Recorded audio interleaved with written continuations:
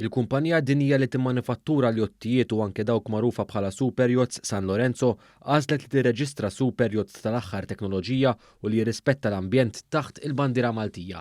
Il-kumpanija Taljana magħrufa għal uħud mill-aqwa jottijiet li jaqsmu l-ibħra madwar id-dinja ħabret dan permezz taċ-Chairman tagħha Massimo Perotti waqt il-Malta SuperYacht Symposium.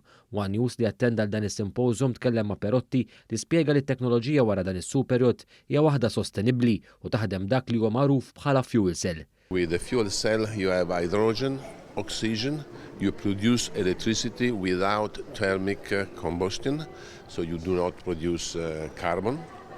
And the residual is water which goes in the sea, so it's perfect.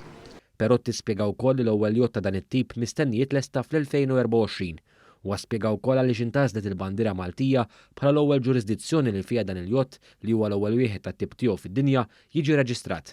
We choose Malta because we think that your jurisdiction is more open and flexible and I would say open to discuss new technology. Għal dan is-Symposium attenda wkoll il-Ministru responsabbli mit-trasport Aron Farrugia u esprima sodisfazzjon tiegħu għal fiduċja li l-kumpanija San Lorenzo qed turi f'pajjiżna. Qal li din l-għażla se twassal biex tiżdied il-fiduċja f'Malta bħala ġurisdizzjoni serja b'reġistru b'saħħtu ta' bastiment ta' kull tip minn madwar id-dinja. Malta qed issir jurisdiction of choice tal-ħafna u nafu li dak li qegħdin naraw bħalissa se jsegwi biktar kumpaniji fuq livell globali li jersqu lejn Malta biex ikomplu wkoll jippromovu din l-industrija imma wkoll li tkun waħda sostenibbli.